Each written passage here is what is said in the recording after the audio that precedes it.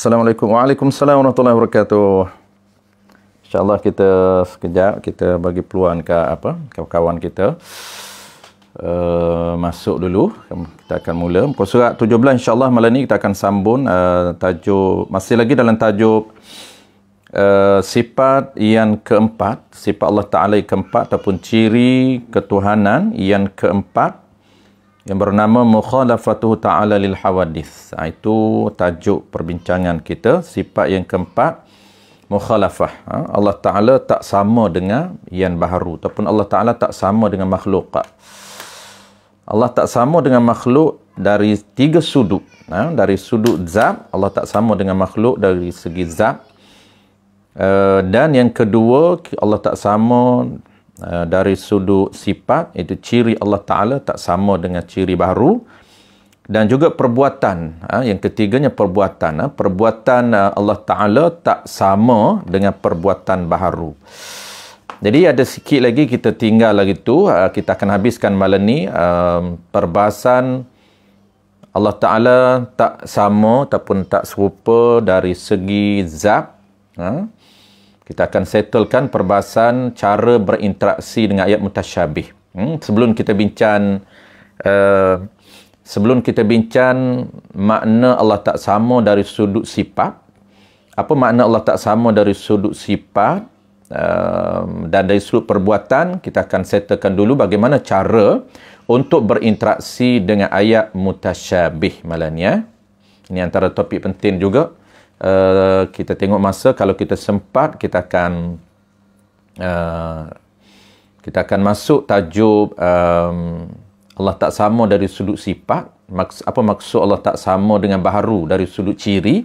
Ciri Allah dengan ciri baharu tak sama. Kalau sempat kita akan masuk, kalau tak sempat kita akan settlekan minggu depan, perenggan yang terakhir. Sebab topik malam ni antara topik yang penting juga sebab dia agak praktikal, perbahasan cara berinteraksi dengan ayat mutasyabih, sebab dia ada 4 golongan.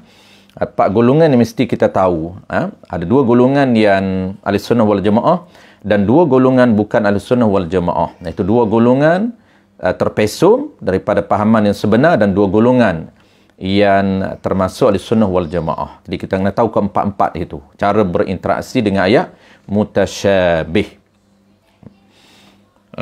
Al-Fadhil Muhammad Hafiz. Assalamualaikum. Waalaikumsalam warahmatullahi wabarakatuh, Hafiz. Baik, insyaAllah kita terus tuan-puan, slow-slow sambil-sambil kita menanti kawan-kawan kita. Kita mulakan dulu. Bismillahirrahmanirrahim. Alhamdulillahillazi arsala rasulahu bil huda wa dinil haqq liyudhhirahu ala dini kullihi walau karihal kafirun. Asyhadu an la ilaha illallah wahdahu la syarikalah wa asyhadu anna Muhammadan abduhu wa rasuluh. Salawatullahi wa salamuhu ala hadzal nabiyil karim wa imamil muttaqin wa qaidid du'akil mujahidin wa ala alihi wa ashabihi ajma'in. Allahumma 'allimna ma jahilna wanfa'na bima 'allamtana waj'alna minal mukhlisin. Wa sallallahu ala sayyidina Muhammad wa ala alihi wa barakatuh sallam walhamdulillahi rabbil alamin, amma ba'da. Terlebih dahulu marilah sama-sama kita merafakkan setinggi-tinggi kesyukuran kehadrat Allah Subhanahu wa taala kerana dengan limpah kurnianya sekali lagi tuan-puan kita diberi kesempatan untuk meneruskan program kita yang sepatutnya kita adakan pada hari Isnin pada malam raya, tetapi kita beri peluang kepada kawan-kawan kita untuk break, untuk adakan program khusus pada malam raya. Jadi pada hari ini, hari raya yang kedua, kita ganti kelas sepatutnya pada malam raya. Dan hari ini tuan-puan masih lagi kita berada pada hari raya Aidil Adha yang kedua, iaitu hari 11 Tasyriq, hari yang disunatkan lagi kita melakukan 2 perkara. Yang pertamanya ialah kita melakukan ibadat kurban pada hari 11, 12, 13 dan 14 Tasyriq. Dan sunat yang kedua, kita juga disunatkan untuk bertakbir muqayyad setiap kali selepas daripada kita melakukan ibadat sembahyang, sama ada sembahyang itu wajib ataupun sembahyang sunat ataupun tunai dan ataupun juga qada. Apapun kita solat, selepas solat kita disunatkan sepanjang 5 hari ni tuan-puan, mula daripada 9, 10, 11, 12, 13, 14 Zulhijjah, setiap kali lepas solat kita disunatkan untuk melakukan takbir muqayyad kita panggil. Baik, kita teruskan tuan-puan perbincangan kita InsyaAllah pada malam ini kita akan settlekan perenggan yang pertama muka surat 17, iaitu untuk kita completekan perbahasan makna Allah tak sama dari sudut diri. Allah dengan diri makhluk Allah tak sama. Dan kita nak completekan, nak lengkapkan perbahasan ayat mutasyabih. Apabila kita bertemu dengan ayat yang kesamaran, apabila kita bertemu dalam Quran, dalam hadis, ayat yang sama dengan makhluk, Allah menggunakan perkataan dan Allah menggunakan ayat yang kesamaran. Ayat yang hampir sama dengan perkataan makhluk. Bagaimana cara untuk kita interaksi? Bagaimana cara untuk kita faham? Ini antara topik yang penting juga malam ini tuan-puan, supaya kita tidak tergelincir fahaman kita daripada kerangka Ahlussunnah wal Jamaah. Jadi Ahlussunnah wal Jamaah ni tuan-puan, cara untuk berinteraksi dengan ayat yang ada persamaan dengan makhluk, supaya dia kekal dengan pegangan Allah tak sama dengan makhluk, supaya pegangan itu kekal. Cara berinteraksi dengan ayat yang sama dengan makhluk mesti kita faham. Bagaimana cara untuk kita faham dan untuk kita berpegang dengan ayat-ayat Al-Quran dan juga hadis-hadis daripada Nabi SAW menggunakan ayat, menggunakan perkataan yang sama dengan juzuk manusia, menggunakan perkataan yang sama dengan makhluk. Bagaimana cara untuk kita faham supaya pahaman kita itu tuan-puan sama dengan huraian Allah Ta'ala tak sama dengan makhluk. Ataupun bahasa mudah tuan-puan, bagaimana cara untuk kita berinteraksi dengan ayat mutasyabih dalam Al-Quranul Karim. Kerana tuan-puan, pemahaman ayat mutasyabih, ayat yang sama unsur dengan makhluk ini, dia lahirnya empat kelompok ataupun empat pahaman. Dua pahaman Ahlussunnah wal Jamaah, dua lagi pahaman yang terpesun, yang kita kena tahu keempat firqah ini, supaya kita kekal, kita solid ataupun kita kemas dengan pahaman Ahlussunnah wal Jamaah. InsyaAllah tuan-puan, kita akan rungkai, kita akan sharing keempat fahaman. Dan dua fahaman Ahlussunnah wal Jamaah, cara untuk kita faham dan pegang ayat yang ada kesamaran dengan makhluk. Qala al-musannif rahimahullah subhanahu wa ta'ala, muka surat 17 tuan-puan, kita sambung bahagian kedua, maka jika didapati dalam Quran. Itu yang kita nak bincang pada malam ini. Saya rasa malam ini mungkin kita akan bereskan empat fahaman ini sahaja, dan ada dua topik lagi itu kita akan sambung minggu depan tuan-puan. Dua topik lagi itu kita bincang khusus insya-Allah minggu depan. Kalau kita campur malam ini dia agak panjang sedikit, sebab saya tengok pada awalnya mula-mula tu saya nak sebereskan malam ni ke semua, tetapi tengok agak penting ni kita perlu hurai empat-empat tadi. Kerana dia agak praktikal tuan-puan. Pahaman hari ni berkecamuk kita hari ni, bercampur. Ada orang dakwah salafi, ada orang dakwah wahabi, ada orang dakwah Ahlussunnah wal Jamaah. Jadi kita nak pegang malam ni tuan-puan, kita nak clearkan malam ni pahaman yang mana Ahlussunnah wal Jamaah yang betul-betul Ahlussunnah wal Jamaah, dan pahaman yang mana yang mengaku Ahlussunnah wal Jamaah tetapi identiti sebenar dia ialah lain. Itu kita akan clearkan pada malam ni. Saya akan sharing tuan-puan. Ya, kita ada sebut dua, tapi kita akan tambah dua lagi, dia empat kesemuanya. Dua Ahlussunnah wal Jamaah dan dua lagi bukan Ahlussunnah wal Jamaah. Baik, sebelum kita baca maka jika didapati dalam Quran ayat yang ataupun hadis yang ada kesamaran, kita recall balik, refresh balik sedikit ke belakang, gustan sedikit sahaja, iaitu sambungan dia supaya kita tidak tergantung. Sambungan dia tuan-puan, kita bincang makna Allah tak sama. Jadi topik dia tuan-puan, topik besar dia, kita bincang ciri yang keempat, iaitu Allah tak sama dengan makhluk. Itu ciri dia. Allah ni dia ada salah satu ciri daripada 20 ciri ni. Ciri keempatnya ialah Allah tak sama, ataupun Allah bercirikan tak sama dengan baharu. Tak sama dengan baharu dari sudut zat, dari sudut sifat dan dari sudut perbuatan. Kita sedang bincang Allah tak sama dari sudut zat. Apa maksud Allah tak sama dari sudut zat tuan-puan? Dalam minda kita mudah saja, simple saja. Kita ingat, apabila sebut Allah tak sama dari sudut zat, zat Allah Ta'ala ini bukan jirim. Zat Allah Ta'ala bukan jirin yang mengambil ruang untuk kewujudannya. Baik, beres. Itu saja, mudah saja. Apabila kita sebut, sebelum kita nak bincang ayat yang mutasyabih, ayat yang kesamaran, Allah Ta'ala tak sama dengan makhluk. Dia tak bertempat, tak mengambil ruang untuk kewujudannya. Tiba-tiba kita bertemu dengan Quran, Allah Ta'ala ini kita tengok ada sama dengan makhluk. Bagaimana cara untuk kita faham? Itu topik yang kita nak bincang. Baik, kita ulang sekali lagi tuan-puan. Maksud Allah Ta'ala tak sama dengan makhluk dari sudut zat. Zat Allah Ta'ala bukan jirim yang mengambil ruang, yang mengambil tempat untuk kewujudan diri dia. Dia tak perlu kepada tempat, dia tak perlu kepada mahal untuk kewujudan diri dia. Berbeza dengan makhluk, berbeza dengan baharu. Baharu tuan-puan, dia memerlukan mahal, dia memerlukan ruang, dia memerlukan tempat untuk kewujudan diri kita. Baik. Gustan sedikit.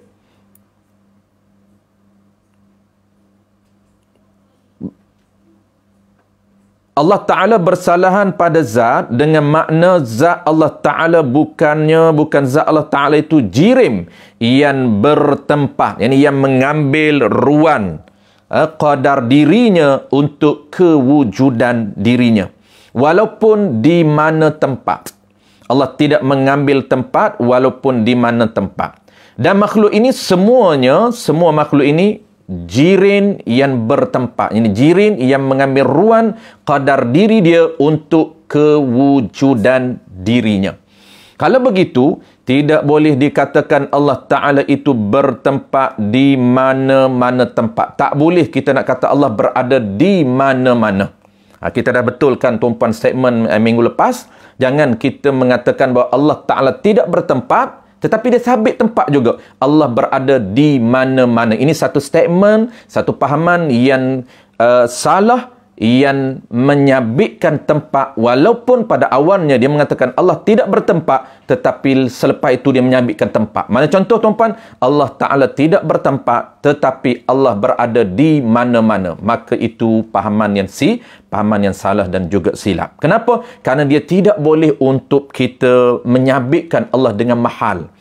Walaupun kita mengatakan Allah tak bertempat, tidak berada di mana-mana. Silap. Allah berada di mana-mana. Itu silap. Tuan-puan, sekali lagi saya betulkan. Kita tak boleh kata Allah Ta'ala ini tidak bertempat, Allah berada di mana-mana. Itu salah. Jangan sabitkan Allah dengan mana-mana. Kerana mana itu merujuk kepada mahal, merujuk kepada makan, merujuk kepada tempat. Baik, kalau begitu, tidak boleh dikatakan Allah Ta'ala itu bertempat di mana-mana tempat. Baik, saya tuan-tuan, kesimpulan makna Allah Ta'ala tidak bertempat. Silap. Kesimpulan bermakna Allah Ta'ala tak sama dengan baharu ataupun dengan makhluk dari sudut zat. Apa makna dia? Makna dia Allah bukan jirin yang mengambil ruang ataupun yang mengambil tempat sekadar diri dia untuk kewujudannya. Seta. Itu makna ringkas Allah tak sama dengan makhluk dari sudut zat. Baik, kita masuk topik malam ini. Maka jika didapati di dalam Quran, ini cara interaksi dengan hadis dan dengan ayat Quran yang mutasyabih. Maka jika didapati, maka tu dia panggil tafriq pada kata Allah Ta'ala tak sama dengan makhluk, Allah Ta'ala tak mengambil ruang, Allah tak boleh dikatakan tak boleh dikatakan Allah bertempat di mana-mana tempat. Maka jika didapati di dalam Quran atau hadis barang, ini ayat yang memberi wahan, menyerupai dan bertempat, maka dinamakan. Maka yang kedua tu dia panggil maka jawab jika. Maka yang pertama tu boleh juga nak bubuh maka tafsir, fa'u tafsil. Baik. Maka pertama dia panggil maka jika didapati dan Quran atau hadis. Jika kita bertemu dan Quran dan hadis, bertemu apa? Barang ni ayat. Ayat yang memberi wahan, memberi kesamaran, menyerupai. Ini yang kata kesamaran tu tuan-puan, ayat yang menyerupai, yang sama dan bertempat. Bertemu dan Quran tuan-puan, ayat yang sama dengan anggota makhluk. Allah sebut tangan, Allah sebut tempat, Allah sebut muka. Wa yabqa wajhu, kekalah muka Rabbika dzul jalali wal ikram, muka Tuhan kamu. Allah sebut muka, Allah sebut tangan. Itu dia panggil menyerupai anggota manusia. Dan bertempat dan bertemu dalam Al-Quran, Allah kata dia fauqal arsyistawa, Allah berada di atas arasy. Kan tempat. Ini sama dengan jirim, sama dengan jisim. Macam mana cara kita nak faham?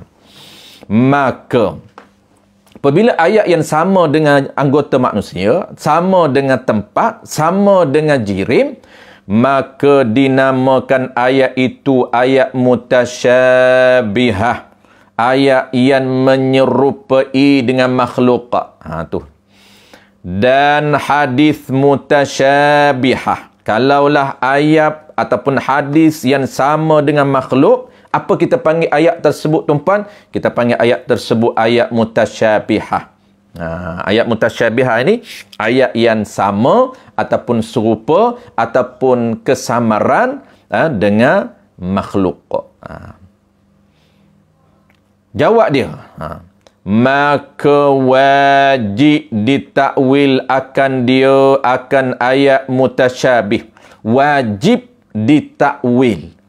Ditakwil ni dipahlinkan, digunakan ayat, digunakan makna lain selain daripada lafaz zahir. Itu makna takwil.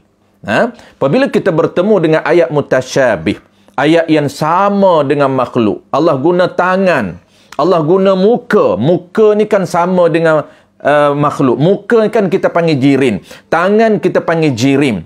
Tangan ni anggota makhluk, anggota manusia. Muka anggota manusia. Ataupun mudah kita panggil jirim. Maka apa keputusan yang mesti kita buat? Apa langkah yang perlu kita buat? Kita kena, kesimpulannya tuan-puan, kita kena buat 2 langkah. Kita kena ambil 2 langkah ketika mana kita bertemu dengan ayat mutasyabih dan Quran maupun hadis Nabi SAW. Langkah pertama tuan-puan, sepakat semua ulama, sama ada salaf ataupun ulama khalaf, wajib takwil. Itu langkah pertama. Langkah pertama tuan-puan, semua ulama salaf dan semua ulama khalaf sepakat kedua-dua ulama ini wajib kita takwil. Yani kita gunakan makna, bukan makna zahir ayat. Itu dia panggil wajib takwil. Asal mana takwil ni wajib pusingkan kepada makna selain daripada makna zahir. Zahir tangan bukan dikendaki dengan tangan. Makna tu kena takwil makna, bukan makna tangan. Jadi langkah pertama tuan-puan, dia ada 2 langkah. Langkah pertama, wajib kedua-dua golongan ataupun wajib semua ulama, sama ada ulama khalaf ataupun ulama salaf, wajib takwil. Cara takwil ini ada 2 cara. Sama ada takwil secara ringkas, ijmal kita panggil, ataupun takwil secara tafsil. Maka langkah kedua ini tuan-puan, langkah kedua kita panggil apa tuan-puan? Kita panggil cara takwil. Kita mesti pilih cara takwil yang pertama ataupun cara takwil yang kedua. Itu langkah kedua. Ini yang kita kena tahu, bagaimana cara kita nak faham ayat yang ada kesamaran dengan anggota manusia. Ayat yang ada persamaan dengan jirim. Maka ada 2 langkah mesti kita ambil. Langkah pertamanya tuan-puan, wajib ke semua ulama salaf ataupun khalaf takwil. Yang kedua, langkah kedua ialah cara takwil. Takwil ni sama ada takwil ringkas ataupun takwil yang detail. Kita boleh pilih takwil ringkas ataupun takwil yang detail. Baik, tengok tuan-puan. Kita baca dulu dalam kitab kita, dia ada buat 2 takwil. Takwil ulama salaf ringkas, takwil ulama khalaf secara detail. Ada 2 kelompok pegangan Ahlussunnah wal Jamaah, dan 2 kelompok lagi dia nampak semua 2 kelompok lagi yang terpesun. Kita akan sebut tuan-puan, walaupun tidak disebut dalam kitab kita ini, sebagai info tambahan yang penting. Kesemuanya ada 4. Tuan-puan ingat 2 yang betul, 2 yang terpesun. Jauhi daripada 2 yang terpesun tersebut. Maka wajib ditakwil akan dia, akan ayat mutasyabih. Kenapa wajib takwil? Supaya dia panggil al-illatul ba'isah. Kenapa wajib takwil? Supaya lepas. Supaya lepas daripada syubhah itu. Supaya bebas daripada kesamaran. supaya kita bebas daripada menyerupai dengan makhluk. Apabila kita sebut tangan, dalam minda kita apa yang terbayang tuan-puan? Terbayang tangan. Apabila kita sebut muka tuan-puan, Allah Ta'ala kata wa yabqa wajhak. Apabila Allah Ta'ala kekalah muka, maka apa terbayang dalam minda kita? Terbayang muka. Muka jirim. Maka kita nak bebaskan, kita nak terlepaskan daripada persamaan dengan makhluk. Tu wajib takwil. Tu illah, dia panggil sebab kenapa kena takwil. Kedua-dua ulama kata wajib takwil. Sama ada cara takwil. Ini langkah kedua tuan-tuan. Kita akan terus kepada langkah kedua sekejap lagi. Sama ada takwil itu dengan jalan ijmal, dengan jalan ringkas. Ringkas saja takwil. Seperti takwil ulama salaf. Ni tuan-puan, dia ada cerita, dia masuk pendetilan. Jadi langkah kedua ni tuan-puan, kita takwil. Dan takwil ini ada dua cara. Cara yang pertamanya ialah takwil cara ringkas, iaitu dipanggil ijmal. Takwil ringkas, yang takwil ringkas ni siapa pilih? Ulama mana? Ulama salaf. Tuan-puan, ulama salaf ini dia takwil secara ringkas. Takwil yang kedua tuan-puan, takwil tafsili, iaitu takwil secara detail, iaitu yang digunakan oleh ulama khalaf. Itu yang ulama khalaf yang kita pakai. Yang kita pakai ni tuan-puan khalaf, bukan salaf. Tapi kedua-dua ini adalah ahli sunnah wal jamaah, boleh pakai kedua-dua ni. Tetapi kita ini tuan-puan, zaman kita, zaman selepas salaf, semua ulama takwil secara tafsil, secara perinci. Baik, kita tengok satu persatu bagaimana cara ringkas, bagaimana cara perinci tuan-puan. Sama ada takwil itu, ubah itu dengan jalan, dengan cara jalan, dengan cara ijmal, dengan cara ringkas, seperti takwil, seperti ubah ulama salaf, takwil cara ulama salaf. Atau dari dua cara, takwil akan ayat mutasyabih dengan jalan, dengan cara tafsil, dengan cara detail, seperti takwil ulama khalaf. Ada dua cara. Baik, kita kena ringkas dulu tuan-puan. Ringkas dulu. Kita orang awam ni tuan-puan, kadang-kadang tak duk penin salah tu apa, khalaf tu apa. Muncul pula tuan-puan terkini salafiyun. Ada yak nisbah pula belakang. Lagi pening orang awam, orang kampung. Tak tahu nak beza. Sebab tu kita kena tahu juga secara ringkas. Kena tahu secara ringkas. Sebab ini dia bersoal akidah, soal penting, benda yang fundamental dalam hidup kita, benda yang paling asas, benda yang paling penting, benda yang paling pokok, benda yang paling dasar yang perlu kita faham. Takut tuan-puan pahaman kita tergelincir daripada kerangka akidah yang sahih, maka ini bahaya. Lepas tu kita sebut malam ni tuan-puan, ada 4 kelompok pahaman, 2 yang betul ahli sunnah, 2 yang tergelincir, yang walaupun dakwaan mereka ialah ahli sunnah. Ini sangat bahaya. Akhir zaman tuan-puan, kita jangan melihat dakwaan, tetapi kita melihat segi real yang sebenar. Kita melihat pahaman mereka yang sebenar, jangan melihat dakwaan mereka. Hampir semua orang dakwa tuan-puan hari ni, hampir semua orang dakwa dia mazhab ahli sunnah wal jamaah. Hampir semua orang dakwa tuan-puan, dia mazhab Asy'ariyah, dia mazhab Al-Maturidiyah, dia tak dakwa dia Wahabi, dia tak dakwa dia Syiah, tidak. Dia kata dia ini juga ahli sunnah wal jamaah. Ini yang perlu kita faham hari ini tuan-puan. Baik, kita yang pertama dulu tuan-puan. Dia akan cerita satu persatu. Baik, sebelum kita baca, kita satu persatu, kita cerita dulu.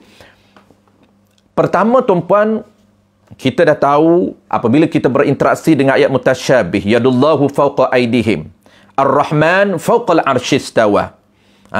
Yadullahu fawqa aydihim, tangan Allah berada di atas tangan-tangan kamu. Yadullah fawqa aydihim, yadullah, tangan Allah berada di atas tangan-tangan kamu. Allah menggunakan tangan. Ini dipanggil ayat apa tuan-puan? Ayat mutasyabih. Ayat yang menyerupai dengan jirim, ayat yang menyerupai dengan anggota manusia, maka dipanggil ayat mutasyabih. Apabila ayat mutasyabih, kita mesti ambil 2 langkah tuan-puan. Langkah pertama apa dia tuan-puan? langkah pertama yang kita wajib takwil. Sepakat ulama khalaf dan salaf, wajib takwil. Pertama, wajib kita ubah, pusingkan. Daripada yadun itu, kita kena takwil. Cara yang kedua, tuan-puan, langkah kedua. Dia dulu langkah. Langkah kedua apa? Langkah keduanya ialah cara takwil. Sama ada takwil secara ringkas ataupun takwil secara detail. Maka takwil secara ringkas ini, tuan-puan, digunakan oleh ulama salaf. Dan takwil secara detail ini digunakan oleh ulama khalaf, ini kita. Baik, apa salaf dan apa khalaf? Salaf ini, tuan-puan, ulama salaf ini ulama selepas 3 kurun selepas daripada zaman Nabi. Saya ulang sekali lagi, tuan-puan, walaupun ada khilaf, ada kata 5 kurun, tapi kita ambil yang mu'tamad 3 kurun. Selepas zaman Nabi, 3 kurun selepas zaman Nabi, dipanggil ulama yang berada pada zaman itu, dipanggil zaman salaf. Ulama salaf. Apa dia salaf? 3 zaman, 3 kurun selepas daripada kurun Nabi. Selepas Nabi, tuan-puan, sahabat, kurun sahabat. Kurun yang keduanya adalah kurun tabi'in. Kurun yang ketiganya adalah kurun tabi'in. Kurun sahabat Nabi. Kurun yang keduanya adalah kurun tabi', orang mengikut sahabat. Dan kurun ketiganya ialah, tuan-puan, orang yang mengikut tabi', orang yang mengikut sahabat. Tabi' 2 kali. Tabi'in pertama, kurun kedua. Kurun ketiga, tabi'in tabi'. Orang yang mengikut tabi'. Baik. 3 kurun ini, tuan-puan, dipanggil salaf. Kurun yang keempat dinamakan khalaf. Kurun yang keempat, kurun yang kelima, kurun yang keenam, kurun ketujuh, sampai kepada kita hari ini, tuan-puan, dipanggil ulama khalaf. Cara mereka takwil berbeza. 3 kurun yang pertama, ulama salaf, mereka takwil secara ringkas. Sekejap lagi kita akan beritahu macam mana ringkas. Mereka takwil ayat yadullah secara ringkas. Ulama salaf. Inilah yang Nabi sebut, tuan-puan. Khairun quruni qarni. Thumma alladhina yalunahum. Thumma alladhina yalunahum. Declare Nabi sallallahu alaihi wa ala alihi tabaraka wasallam menyatakan khairun quruni qarni. Sebaik-baik kurun, kata Nabi, ialah kurun aku. Kurun masa Nabi hidup itulah masa yang terbaik. Tidak ada berlaku perpecahan dari sudut akidah dan dari sudut syariat. Apa sahaja isu, terus bertemu dengan Nabi, terus tanya Nabi sallallahu alaihi wa ala alihi tabaraka wasallam. Kemudian kata Nabi, selepas zaman aku ini, kemudian zaman yang terbaik lagi, apa dia? Thummal ladzina yalunahum, thummal ladzina yalunahum. Kemudian zaman diikuti selepas daripada zaman aku, yakni zaman sahabat, zaman tabi'in, zaman tabi'in.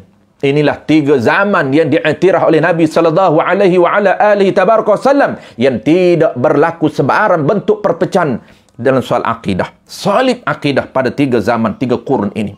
Apabila zaman Abbasiyah mula berlaku bibit-bibit perpecahan isu akidah.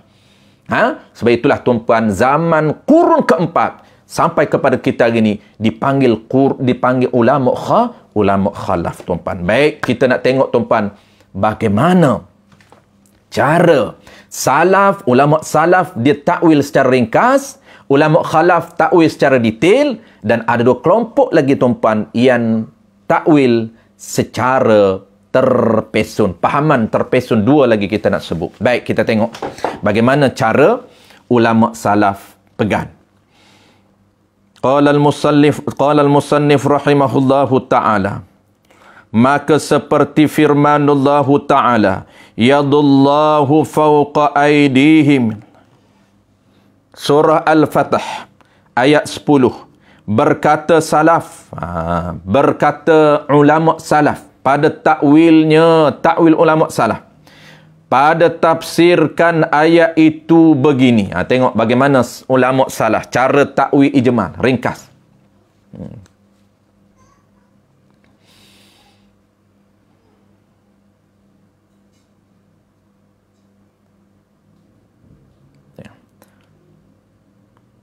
Bermula yadullah itu atas segala tangan-tangan mereka itu. Ini terjemahan dia. Tengok bagaimana ulama salaf pegang. Berkatalah lafaz yadu ini, bukanlah lafaz yadu itu dengan makna tangan. Kerana jikalau yadu dengan makna tangan, maka tidak dinama lagi ayat mutasyabih. Baik, dia ringkas saja dia sebut sini tuan-tuan. Dia sangat ringkas, kita akan tambah dalam kitab-kitab lain. Iaitu, dia kata ulama salaf ini ringkas dia takwil. Macam mana dia takwil ringkas? Cara ulama salaf takwil ringkas, yadullahu fawqa aydihim, tangan Allah berada di atas tangan-tangan kamu. Maka cara ulama salaf faham ataupun takwil, macam mana cara takwil dia? Yadullah, dia takwil macam mana? Maha suci Allah. Dia tanzih dulu. Dia sucikan Allah dulu. Maha suci Allah. Menyerupai makhluk. Sebab apa dia kena tanzih? Kerana ayat ini ayat yang sama dengan makhluk. Sedangkan Allah Ta'ala ini satu sifat yang ada pada Allah Ta'ala, sifat tak sama dengan makhluk. Maka apabila ayat mutasyabih, ulama salah kata Maha suci Allah menyerupai makhluk. Makna zahir ayat bukan murad.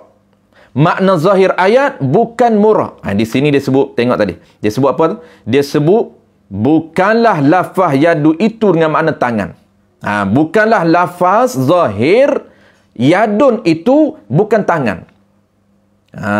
Walaupun terjemuh tangan, tetapi yadun itu bukan tangan. Sebab itulah ayat dia tumpuan, makna zahir ayat bukan murad, bukan dikehendaki di sisi Allah Ta'ala. Adapun hakikat, adapun makna yang sebenar yadun, makna sebenar yadun itu serah kepada Allah Ta'ala. Ringkas saja. Saya ulang sekali lagi tuan-tuan supaya kita boleh pegang secara salah, supaya saya sebut nombor 3. Dia ada 4 kelompok. Saya sebut nombor 3 tuan-tuan tak terkeliru. Sebab nombor 3 itu dia hampir sama dengan nombor 1 ni. Orang duk panggil salafi ni. Bukan salaf. Dia bukan salaf, tapi dia kata salafiyun. Dia kata dia berpegang dengan ulama salaf. Tu kita akan tengok nombor 3 tuan-tuan. Saya ulang sekali lagi tuan-tuan supaya kita boleh ingat ataupun boleh faham. Secara ulama salaf pegang tuan-tuan, yadun, dia kata yadun tangan itu bukan makna. Baik, apa cara saya sebut ayat dia, statement yang penuh. Cara takwil dia, Maha suci Allah menyerupai makhluk. Dia kena tanzih. Maha suci Allah menyerupai makhluk. Makna zahir ayat yadun. Yadum itu makna zahir ayat bukan murad. Bukan nak kepada makna zahir, bukan tangan. Jadi makna zahir ayat bukan murad, ini bukan yang dikehendaki di sisi Allah. Ataupun bahasa Melayu kita panggil, tangan bukan dikehendaki di sisi Allah. Adapun makna sebenar, makna zahir bukan dikehendaki, tapi makna sebenar apa? Makna sebenar dia serah kepada Allah, dia tak takwil. Adapun makna sebenar serah kepada Allah. Tengok, ringkas saja. Dia kata makna zahir bukan tangan, makna sebenar serah kepada Allah. Itu saja, ringkas saja. Settle tuan-tuan, jangan silap. Nombor 3 sekejap lagi saya akan sebut fahaman yang silap. Hampir sama dengan nombor 1. Sebab tu saya ulang banyak kali nombor 1 ni tuan-tuan.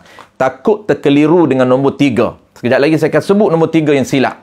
2 fahaman silap saya letak di belakang. 2 fahaman Ahlussunnah kita akan utamakan. Sebab dalam kitab kita ni sebut 2 fahaman. Baik, settle tuan-tuan. Fahaman yang pertama, iaitu kelompok Ahlussunnah wal Jamaah yang pertama, iaitu ulama salaf. 3 kurun selepas zaman Nabi. Mereka takwil ringkas. Macam mana?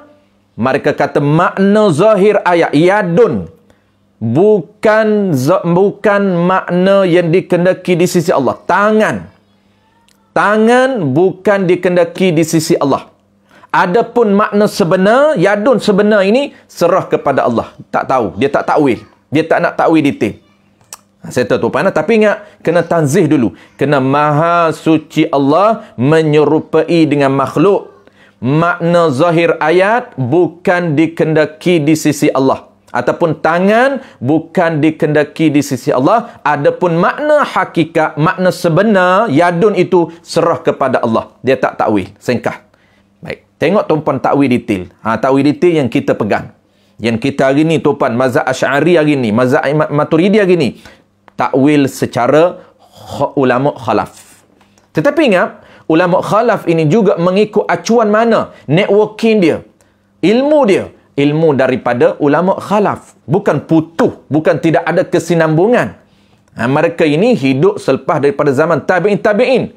Maknanya mereka ini rangkaian susur galur ilmu daripada ulama salaf. Bukan mereka ni berbeza, tidak. Saya tuan. Bagaimana cara ulama khalaf takwil? Dia takwil secara detail. Dia ubah makna hakikat itu, dia takwil. Tengok macam mana. Qala al-musannif rahimahullahu ta'ala.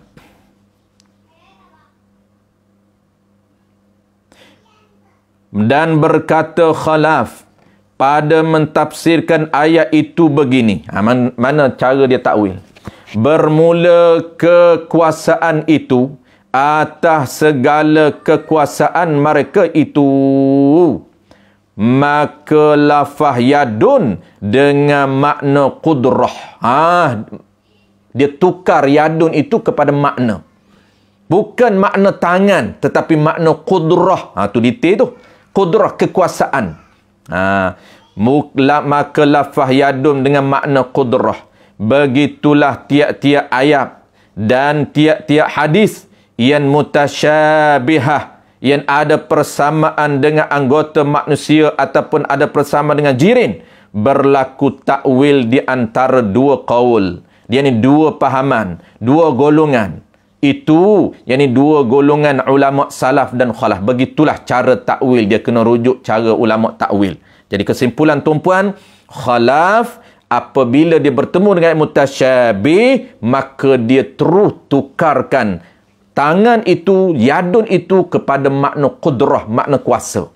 Dia tukar terus. Allah Ta'ala guna tangan, ini bahasa.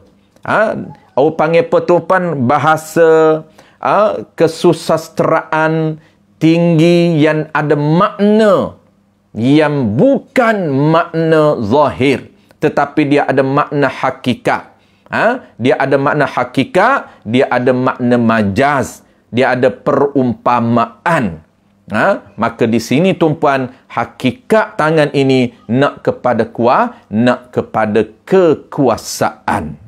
Kita pun orang Melayu pun banyak guna tangan ni tuan-puan, bukan merujuk tangan, tapi merujuk kepada power, merujuk kepada merujuk kepada kekuasaan.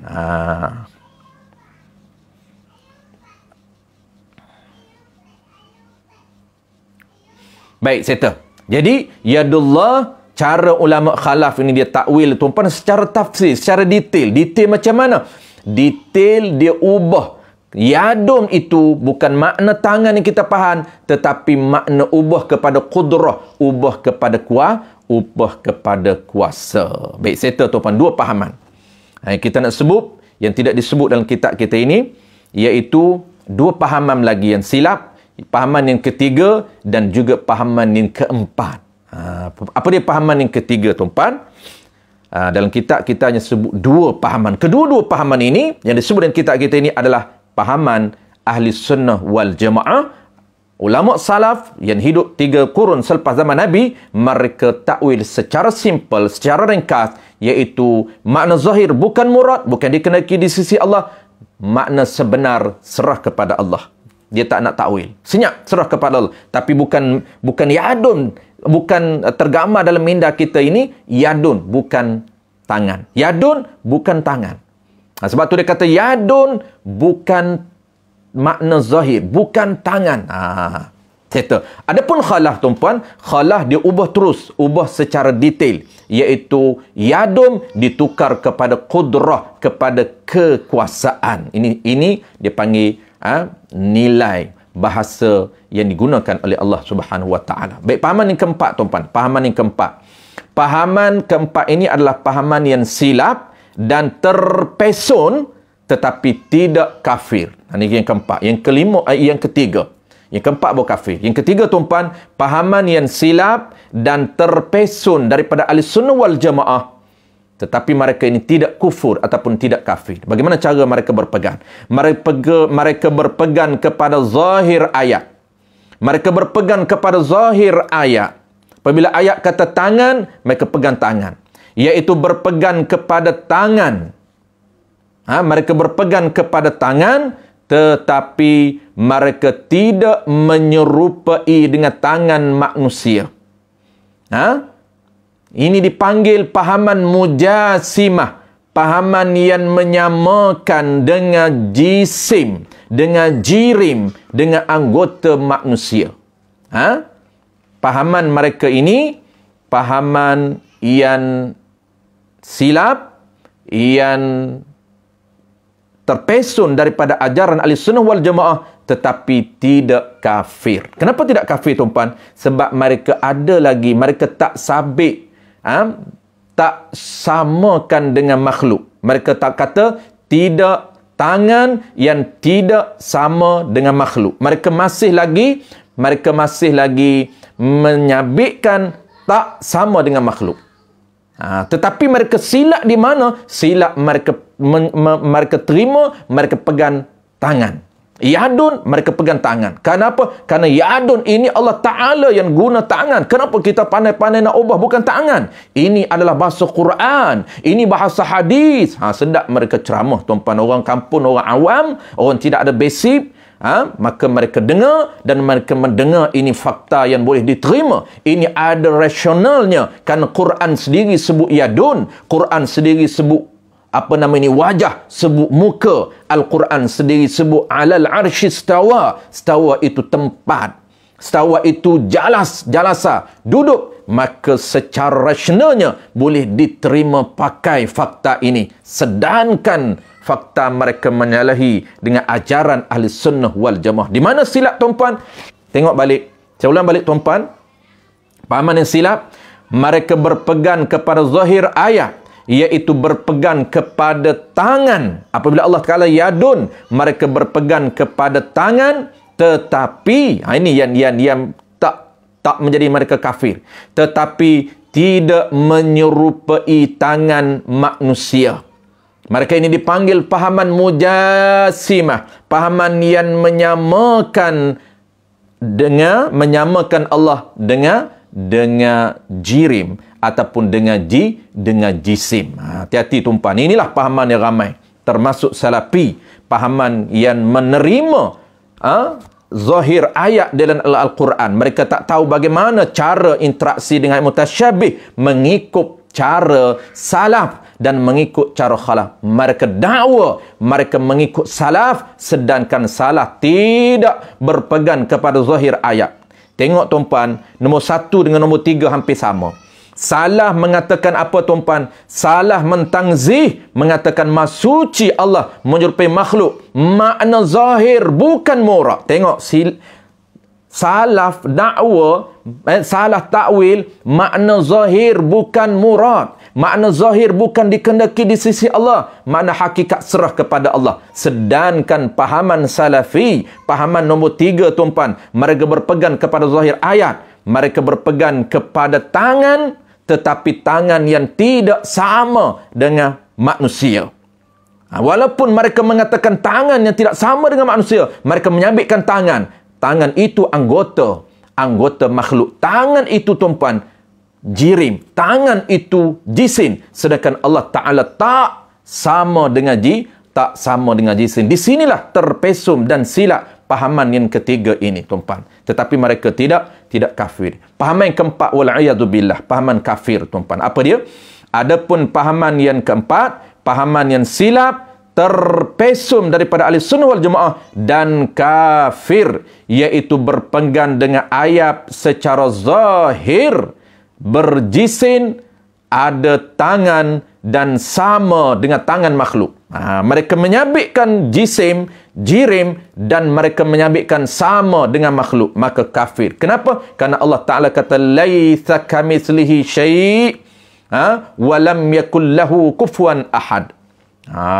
Allah Ta'ala declare dia tak sama dengan makhluk dan dia tak sama syai'. Kita dah bahas syai' minggu lepas tuan-puan. Dia tak sama dengan sesuatu benda yang baharu. Sesuatu pun dia tak sama. Sama ada sesuatu tu jirim, sesuatu itu Arab, sesuatu itu perbuatan. Tak sama dengan perbuatan makhluk. Itulah dia tuan-puan 4 fahaman. 2 fahaman Ahlussunnah wal Jamaah, iaitu cara khalaf dan cara salaf, dan 3 fahaman salafi juga terpesun daripada Ahlussunnah wal Jamaah walaupun mereka tidak kafir. Dan fahaman yang paling ditakuti ialah tuan-puan ialah fahaman Mujassimah yang kedua, iaitu yang keempat tadi. Mereka berpegang dengan zahir ayat dan mereka menyamakan pula dengan tangan makhluk. Mereka mengatakan Allah Ta'ala ada tangan disebut dalam Quran, dan tangan ini adalah tangan seperti makhluk. Wal'iyadzubillah, ini adalah fahaman yang tergelincir daripada akidah, iaitu boleh membawa kepada kufur akidah mereka. Tetapi fahaman Mujassimah pertama, Mujassimah ada 2 tuan-puan, nombor 3 dan nombor 4 ini kedua-dua Mujassimah. Mujassimah yang pertama menyamakan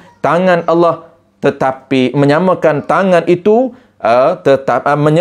berpegang tangan itu secara zahir tangan, tetapi mereka mengatakan bahawa tangan yang tidak sama dengan tangan makhluk, yakni dengan tangan manusia. Maka mereka hanya terpesun, tergelincir daripada Ahlussunnah wal Jamaah, tapi mereka tidak kafir. Tetapi Mujassimah yang kedua itu bahaya, membawa kepada kafir. Wallahu alam tuan-puan. Hari ini malam ni kita hanya sempat bincang bagaimana cara interaksi dengan ayat mutasyabih, iaitu ada 4 kelompok pahaman. 2 Ahlussunnah wal Jamaah, 2 lagi terkeluar daripada Ahlussunnah wal Jamaah, iaitu Mujassimah pertama dan Mujassimah yang kedua. Mujassimah yang pertama itu salafi. Bahaya tuan-puan, ingat bagaimana cara salafi memahami ayat mutasyabih, dan mereka mendakwa mereka salaf, mereka mendakwa pegangan mereka ini salaf, sedangkan salah ini lain tuan-puan. Salah ini dia tak menerima tangan, tapi mereka mengatakan tangan ini Allah yang sebut. Yadun ini Allah sebut. Tapi yadun bukan tangan macam ni tuan-puan. Bukan yadun ini. Tapi serah kepada Allah. Yadun macam mana? Nampak mereka ini hampir sama dengan salah. Tetapi bukan salaf, tetapi silap tuan-puan. Betul-betul pegang tuan-puan. Sebab kalau kita tak betul-betul pegang, menyebabkan kita tengok, betul lah mereka ini berpegang kepada salaf.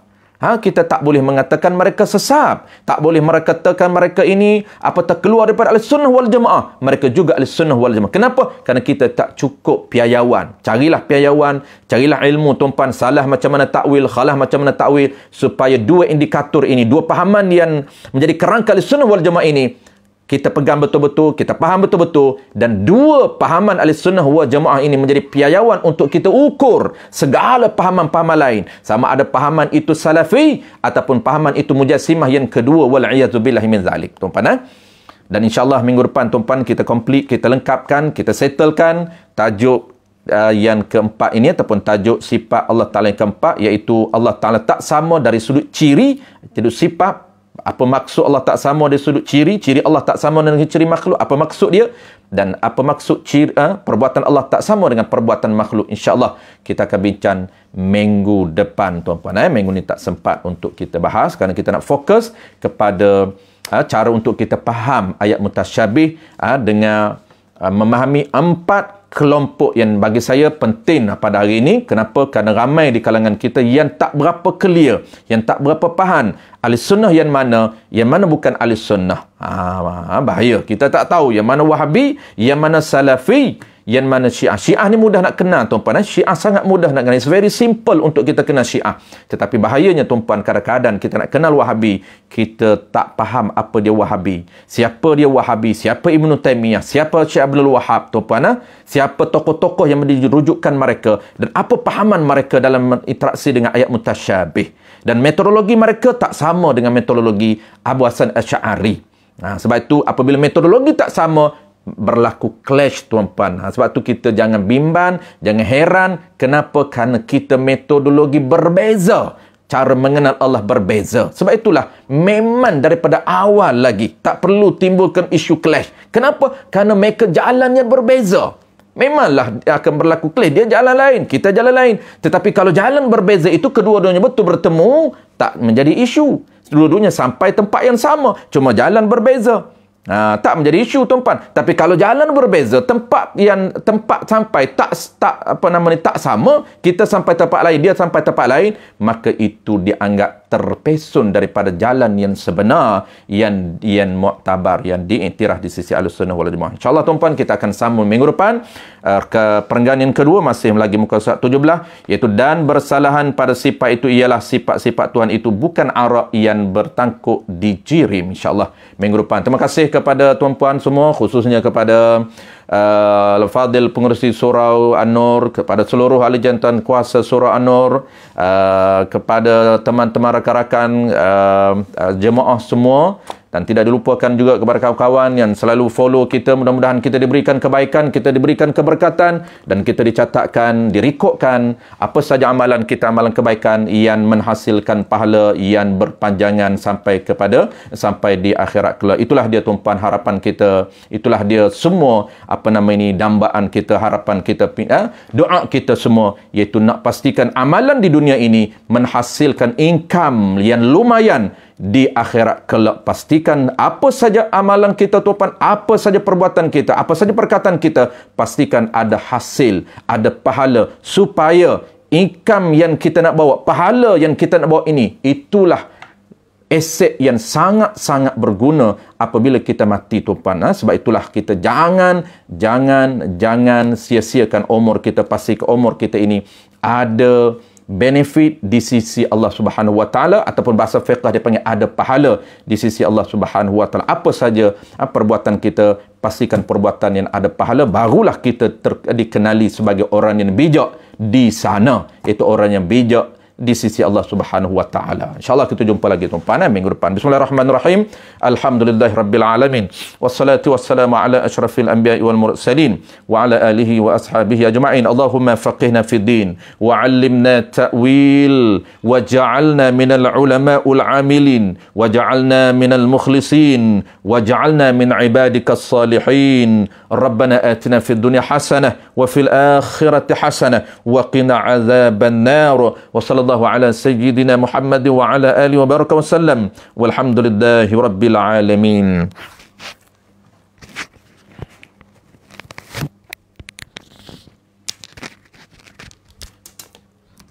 Baik, insyaAllah jumpa lagi. Salam Aidil Adha semua. Lupa nak ucapkan selamat Hari Raya Aidil Adha. Kita masih lagi berada di Hari Raya yang kedua. Berbaki 3 Hari Raya lagi. Sempat lagi untuk berkorban tuan-puan bagi orang yang mampu. Kita duduk di KL ni payah nak korban juga tuan-puan. Kalau ada kemampuan boleh teruskan. Kita masih lagi berbaki untuk kau. InsyaAllah kita jumpa lagi. Assalamualaikum warahmatullahi wabarakatuh.